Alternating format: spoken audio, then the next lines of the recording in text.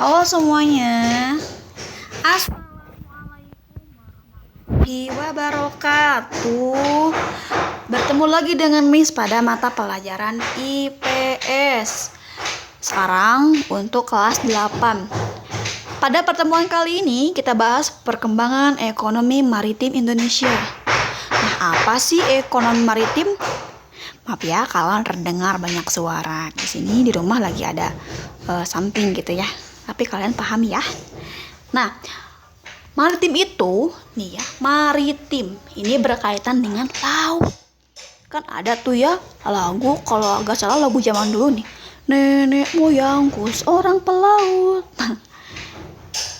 Mungkin kalian bisa jadi ada gambaran lah sedikit tentang ekonomi maritim berdasarkan lirik lagu tersebut. Nah, adapun pada pembelajaran kali ini tujuannya adalah pertama, menjelaskan sejarah ekonomi maritim Indonesia. Yang kedua, menyebutkan potensi ekonomi maritim Indonesia. Selanjutnya kita bahas sejarah ekonomi maritim Indonesia. Ekonomi maritim atau kelautan ini seperti yang tadi Miss bahas dalam sebuah lirik lagu. Ya, berlangsung sudah lama, bahkan sejak masa kerajaan, berarti sebelum penjajahan. Di kita ada yang namanya kerajaan Sriwijaya. Di mana coba, ada yang tahu? Di Palembang. Nih, Sriwijaya di Palembang. Pada abad kelima ini, ya, abad kelima, Sriwijaya ini merupakan salah satu kerajaan maritim terbesar. Nah, kerajaan yang memiliki armada laut besar ini menjadikan Palembang sebagai ibu kota. Kemudian Selat Malaka menjadi pintu gerbang perdagangan Sriwijaya dengan India dan Tiongkok. Wow, berarti sudah bikin kerjasama ya dengan orang luar ya. Sriwijaya juga mampu memperdagangkan sejumlah komoditas kayak kamper, cendana, gaharu. Bahkan berdasarkan catatan Tiongkok, Sriwijaya pernah mengirimkan utusan untuk mendirikan perwakilan dagang di daerah Fujian, Tiongkok. Nah, kemudian kita bahas ke masa penjajahan. Masa penjajahan ini berturut-turut ada 3 negara. Pertama, datang dulu Portugis. Ya, Portugis itu dulu menguasai Maluku ya, sempat ya pada abad ke-16 Maluku. Nah, kalau Inggris itu dulu sempat membangun jalur perdagangan di daerah Batavia sama Ambon tuh, Inggris. Nah, kalau kalian yang pengen tahu Inggris meskipun sebentar dikit ya, ada buku yang namanya The History of Java karangan Thomas Stamford Raffles, kan tebal tuh ya. Di sana Raffles ini menuliskan bagaimana keadaan Indonesia waktu itu. Ya, buku itu Miss punya tapi tebal ya. Terbitannya tahun 1800-annya. Itu mulai dari tentang budaya, ekonomi maritim, agrikultur dibahas di sana. Bahkan ada juga catatan semacam akuntansi gitu, catatan keuangan pada masa Inggris di Indonesia. Selanjutnya kita bahas Belanda terakhir nih. Nih, Belanda yang paling lama ya dulu ya menjajah Indonesia. Belanda ini sebelumnya dalam sejarah, sebelum ada niatan untuk menjajah, awalnya sih mereka hanya untuk berdagang ya. Tapi karena tergiur nih sama kayaknya rempah-rempah di kita, Belanda memonopoli perdagangan rempah-rempah di kita. Ya, otomatis kalau memonopoli berarti menguasai perdagangan secara tunggal. Dibikin harganya sendiri, diolahnya sendiri, bahkan pertaniannya juga diolah sama pihak Belanda. Ya, itu dia. Kemudian kita menginjak pada masa kemerdekaan. Nah, kalau masa kemerdekaan dilihat dari beberapa kebijakan-kebijakan yang dibuat oleh para presiden kita. Pertama, pada masa Soekarno. Pada masa Soekarno, karena awal-awal nih, pada masa Presiden Soekarno ini ada yang namanya Deklarasi Juanda. Ya, pada deklarasi itu Indonesia menyatakan bahwa Laut Indonesia merupakan bagian tak terpisahkan dari NKRI. Konsep ini kemudian diperjuangkan di PBB. Indonesia juga menasionalisasikan sejumlah perusahaan Belanda yang berkaitan dengan perekonomian maritim. Ya, kemudian pada tahun 1963 dilaksanakan Munas Maritim pertama. Berarti pada masa ini banyak membuat kebijakan, bahkan juga dibentuk kemaritiman ya, Kementerian Perindustrian Maritim ya, tahun berapa? Tahun 1954, sama dibentuk Kementerian Koordinator Kompartemen Kemaritiman Indonesia. Selain itu, pada era kepemimpinan Presiden Soekarno pernah dibentuk Kementerian Perhubungan Laut, Kementerian Perindustrian Maritim, Kementerian Kemaritiman ya, dan Kementerian Sumber Daya Ikan. Namun nih, kemudian pada masa Presiden Pak Soeharto ini, Kementerian Perhubungan Laut, ini kan tadi ada Kementerian Perhubungan Laut ya, dilebur ya masuk ke dalam Kementerian Perhubungan. Kemudian Kementerian Sumber Daya Ikan tadi itu dilebur ke Kementerian Pertanian. Ya, itu pada masa Presiden Soekarno meleburkan beberapa kementerian. Ya, bahkan tahun 1982 pada masa Presiden Soeharto ini, perjuangan Indonesia sebagai negara kepulauan akhirnya diakui PBB loh. Karena dengan adanya dokumen UNCLOS, United Nations Convention on the Law of the Sea. Ini ada UNCLOS tahun 1982. Kita diakui sebagai negara kepulauan loh. Ya, atau konvensi PBB dikenalnya ya, mengenai hukum laut Jamaika. Hal ini berarti konsepsi Indonesia sebagai negara kepulauan ya, atau dikenal dengan wawasan Nusantara, telah mendapat pengakuan secara internasional.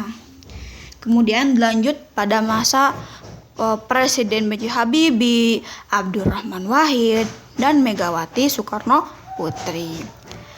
Saat B.J. Habibie ini ya menjadi presiden ketiga, diluncurkan ada yang namanya Deklarasi Bunaken tahun 98 nih, Bunaken ya. Kemudian melalui deklarasi ini dinyatakan visi perkembangan kelautan Indonesia. Kemudian pengganti B.J. Habibie siapa teman-teman? Ada Abdurrahman Wahid. Pada masa ini dibentuk Departemen Eksplorasi Kelautan tahun 99. Departemen ini menjadi Departemen Kelautan dan Perikanan KKP tahun 2001. Selain itu dibentuk pula Dewan Maritim Indonesia, ya kemudian berganti nama menjadi Dewan Kelautan Indonesia tahun 2010. Pengganti Abdurrahman Wahid siapa? Ada Presiden Megawati yang menyatakan deklarasi maritim dengan nama Seruan Sunda Kelapa pada tahun 2001. Nah, deklarasi ini ya berisi kebijakan industri maritim nasional. Oke, tadi kayaknya Miss ada yang keliru deh. Tadi itu bukan 2010 ya. Yang ini nih, yang mana ini? Dewan Maritim Indonesia. Dewan Maritim mana ini? Ya ini ya, yang Dewan Maritim. Dewan Maritim yang mengganti nama menjadi DEKIN pada tahun 2010.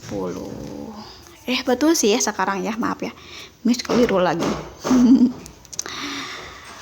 Kalau ada yang keliru atau yang salah yang Miss sampaikan, kalian nanti bisa diskusi ya di Japri Miss. Nah, Japri ke Miss. Kemudian kita menginjak pada masa Presiden Susilo Bambang Yudhoyono. Pada masa ini, karena tadi kan udah banyak ya dibikin kementerian, ada deklarasi. Nah, pada masa ini, masa Presiden Susilo Bambang Yudhoyono ini lebih menekankan pada peraturan, ya. Ada yang namanya ada Inpres, Instruksi Presiden nomor 5 tahun 2005 tentang pemberdayaan industri pelayaran nasional. Melalui Inpres ini, semua kapal yang beroperasi di perairan Indonesia harus secara domestik, otomatis harus berbendera Indonesia. Kalau kapal tersebut berbendera luar negeri, itu pasti akan ada ancaman lah, akan ada instruksi. Kalau dulu kan pada masa Bu Menteri Bu Susi ya, suka ada pengeboman beberapa kapal-kapal yang tidak berbendera Indonesia. Ya. Kemudian pada masa Presiden Joko Widodo, pada masa Presiden Joko Widodo atau Jokowi menjadi Presiden RI pada tahun 2014 untuk masa bakti 2014 sampai 2019. Pemerintah Jokowi menyatakan visi kemaritiman sebagai bagian utama pemerintahan. Hal ini antara lain diwujudkan dengan adanya Kementerian Kelautan dan Perikanan serta Kementerian Koordinator Bidang Kemaritiman.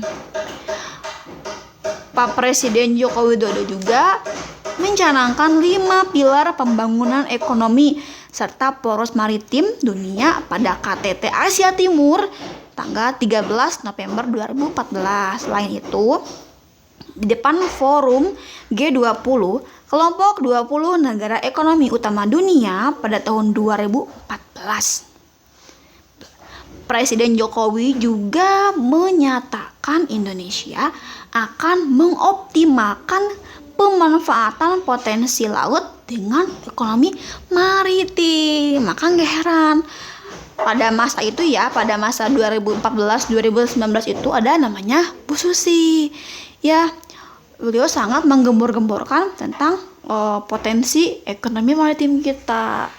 Ya, mempertegas beberapa kapal-kapal yang beroperasi di kita. Kalau kalian yang rajin baca berita tuh ya, Bu Susi suka mengebom kapal-kapal ikan yang ilegal, kan gitu kan ya. Itu. Kemudian itu kan kalau dibuka kan 2014 sampai 2019. Ya, kalau sekarang gimana Miss? Ya kalian bisa banyak baca atau baca artikel atau juga nonton berita bagaimana perkembangan ekonomi maritim kita sekarang tahun 2020. Miss, kan sekarang pandemi, apakah berpengaruh? Ya, tentu berpengaruh sekali. Kita bahas potensi ekonomi maritim Indonesia. Pertama, bahas dulu nih faktor penyebab keanekaragaman hayati laut. Kenapa sih kok bisa banyak jenis bahkan ya jenis-jenis ikan di kita tuh bukan hanya ikan A, tapi ada ikan B, C, D, beraneka ragam ya. Apa sih penyebabnya? Pertama, Indonesia terletak pada garis khatulistiwa sehingga mendapat banyak cahaya matahari. Ya, tumbuhan laut mikro seperti fitoplankton tumbuh subur di wilayah dengan banyak cahaya matahari. Nah, fitoplankton adalah dasar rantai makanan laut. Fitoplankton nanti dimakan sama siapa? Zooplankton. Habis zooplankton dimakan sama ikan kecil. Ikan kecil dimakan sama ikan besar. Kemudian Indonesia terdiri dari ribuan pulau. Seperti kita ketahui, kita termasuk negara kepulauan. Ya, pulau-pulau yang terpisah itu memiliki keunikan tersendiri. Makhluk laut berkembang di tepian laut karena nutrisi yang mengalir ke laut lewat mana, Miss? Lewat sungai. Hayati laut akhirnya beraneka ragam tuh, mengikuti keunikan pulau tempat mereka berkembang. Kemudian kita bahas Indonesia memiliki banyak gunung, baik gunung yang ada di darat maupun di lautan. Nah, gunung-gunung itu memuntahkan berbagai mineral ya yang penting dari perut bumi. Aneka hayati laut hidup di sekitar pulau dengan gunung serta sekitar gunung-gunung berapi di dasar laut. Selanjutnya, Indonesia memiliki wilayah geologis tertentu. Nah, Indonesia merupakan pertemuan paparan Sunda dan paparan Sahu. Nah, di antara kedua dataran tersebut terdapat laut-laut dangkal dan dalam paparan Sunda dan Sahu. Hal ini mendukung keanekaragaman hayati laut Indonesia. Selanjutnya, kita juga akan bahas potensi ekonomi maritim Indonesia. Ada apa aja sih? Pertama, ada perikanan. Ya, perikanan Indonesia mencakup ada ikan demersal, ikan pelagis kecil, ya, ikan karang, lobster, kepiting, rajungan, cumi-cumi, banyak deh ya. Nah, ada di kita ini Indonesia ini menerapkan 11 wilayah pengelolaan perikanan negara. Ada 11 ya, di buku bisa dikasih garis bawah ya, ada 100 halaman 141 dari mulai Selat Malaka yang potensi perikanannya mencapai 484.000 lebih, dan di sini paling besarnya ada di mana ini? Tuh, Laut Arafuru dan Laut Timur. Wah, di daerah timur itu potensinya banyak banget tuh, hampir 2 juta. Potensi perikanannya mencapai 1.992 lebih. Berarti itu hampir 2 juta ya potensi perikanannya ya. Bahkan ya, kalau kalian bahas berita, rajin baca berita, di kita kan sempat ada konflik nih sebelum pandemi tuh. Ya, sebelum pandemi tiba, kita kan pernah berseteru dengan adanya sengketa Laut Tiongkok Selatan. Itu kan milik bagian dari kita. Kenapa diklaim kena? Karena Laut Tiongkok Selatan ini kan potensi ikannya besar. Ya, berapa di sini nih? Potensi perikanannya di buku mencapai 1.143 lebih. Nah, supaya kita tetap menjaga eksisnya ekonomi maritim kita, ya kita harus ikut, misalkan dalam hal kecil ya membeli ikan ya. Kalau nggak membeli ikan berarti harus menghidupkan pariwisata di daerah tersebut ya. Kalau bukan kita yang ngurus, siapa lagi nih teman-teman ya. Selain perikanan, ada juga pariwisata bahari. Di sini ada 3. Ada penyelaman, ada aktivitas pantai, ada aktivitas pelayaran. Nih, siapa di sini yang pernah main ke Wakatobi, ke Raja Ampat, Papua, kalau enggak ke Sika yang ada di NTT tuh. Wilayah-wilayah itu memiliki keanekaragaman hayati terumbu karang yang tinggi hingga bagus untuk wisata penyelaman ya. Gitu. Yang kedua ada apa? Tadi Miss, aktivitas pantai. Nah, potensi wisata bahari aktivitas pantai di Indonesia cukup banyak. Potensi untuk wisata bahari mencakup kawasan yang ada di Sumatera Barat, Bengkulu, Jawa Barat, Jawa Tengah, Yogyakarta, Sulawesi Utara, Sulawesi Barat, Lombok, bahkan Bali. Ya, itu. Kemudian ada aktivitas pelayaran.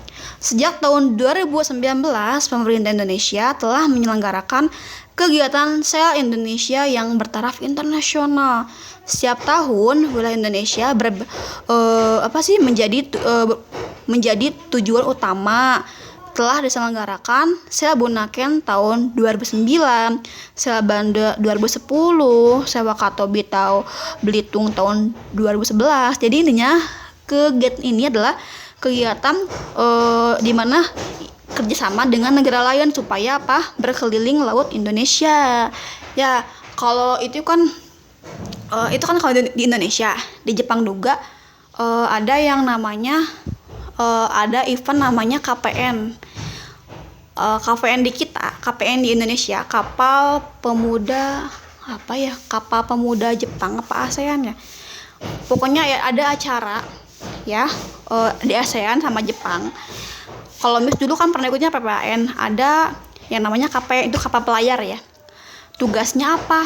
Ya, tiap perwakilan yang ada di provinsi Indonesia itu harus ngapain nih? Ya harus pergi ke Jepang. Buat apa? Ya berlayar tuh melintasi laut yang ada di Jepang. Ya lihat-lihat. Bahkan di sana ada juga diselenggarakan pertukaran budaya dan lain-lain. Hasilnya nanti ke Indonesia di-share apa tuh hasilnya. Ya. Kemudian ada energi terbarukan laut. Ini berkaitan dengan adanya pengubahan energi berupa energi angin, energi gelombang, dan energi pasang surut menjadi listrik. Nah, beberapa negara yang telah mengembangkan instalasi pembangkit energi listrik ya dan memanfaatkan energi seperti arus laut dan energi pasang surut ada di Inggris, Australia, Italia, Korsel, dan Korea Selatan dan Amerika. Ya, terus di kita ada nggak Miss potensinya? Ada dong. Ya, di kita itu adanya di kawasan timur tuh. Potensinya Potensi energi angin laut, potensi arus lautnya Potensi arus laut itu di kawasan timur Indonesia. Kalau di kita kayak Jawa itu potensinya angin laut. Ya, selain di Jawa juga angin laut ini potensinya ada di Papua, Selatan Jawa. Terus kalau energi pasang surut di mana? Ada di mana? Nusa Tenggara Timur, Sumatera Utara, dan Papua. Komis Papua terus berarti Papua itu potensi energi pemanfaatan energi laut menjadi energi listrik besar dong Miss. Iya besar, berarti harus lebih dikembangkan lagi tuh daerah timur karena memiliki potensi ekonomi maritim yang cukup tinggi ya. Kemudian ada transportasi laut ya, karena kita negara kepulauan. Nah, transportasi laut ini berfungsi untuk mengantarkan barang atau juga mengantarkan orang antar pulau ya. Kemudian ada minyak bumi dan gas lepas pantai. Minyak bumi dan gas lepas pantai memiliki potensi ekonomi yang besar. Dari data Badan Penelitian dan Pengembangan Energi Sumber Daya Mineral tahun 2016 tercatat sekitar 70% cadangan minyak dan gas Indonesia terdapat di lepas pantai. Dari cadangan migas lepas pantai itu, lebih dari separuhnya terletak di laut dalam. Adapun jika mengacu pada pendapatan negara dari sektor migas, hampir sepertiga hasil migas diperoleh dari berbagai ladang migas di lepas pantai. Ya. Terakhir ada industri dan jasa maritim. Emang ada Miss? Di laut juga bisa dikembangkan industri sama jasa? Ya tentu. Adanya kapal-kapal, ya contoh itu kalau adanya kapal-kapal di laut, itu pasti ada industri pertama galangan kapal. Kemudian ada peralatan dan mesin. Nah, peralatan dan mesin untuk industri migas serta pertambangan mineral. Ada ya. Ada juga fiber optik dan kabel laut. Kemudian perangkat lunak untuk manajemen pelabuhan dan transportasi laut. Terakhir, perangkat lunak untuk prediksi lokasi sumber ikan, cuaca, dan kondisi oceanografi. Ini berkaitan dengan BMKG ataupun ada alat yang lebih canggih nih. Ini harus dikembangkan nih untuk para nelayan. Ya, nelayan bisa mendeteksi ini pakai alat, misalkan dibikin di Android, mendeteksi ini ikan mana sih, daerah mana sih yang paling banyak ikannya. Ya, dengan begitu nelayan akan mudah ya mendeteksi mana sih sumber ikan dan mudah menangkap ikan dengan jumlah yang banyak. Ya. Atau bisa juga alat ini dipakai untuk memprediksi cuaca terkait tadi MIS dari BMKG ya, kondisi oceanografi, waktu yang tepat untuk pergi ke laut kapan nih, harus dilihat dulu nih ada alatnya. Ya. Udah deh teman-teman. Untuk tugas, kalian bikin peta konsep halaman 136 dan 144 ya.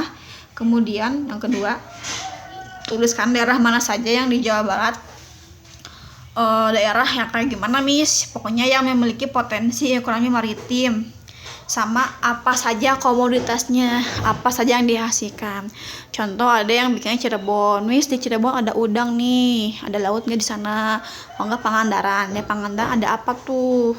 Ya, nanti hasil kedua tugas tersebut ditulis di buku dan upload di Google Classroom. Oke, terima kasih ya yang udah mendengarkan, yang udah nonton. Yang kurang paham bisa japri Miss ya. Ditunggu pokoknya deh tugasnya ya. Oke, kita akhiri dengan bacaan hamdalah. Alhamdulillahirobbilalamin ya. Kalian tetap jaga kesehatan ya. Assalamualaikum warahmatullahi wabarakatuh.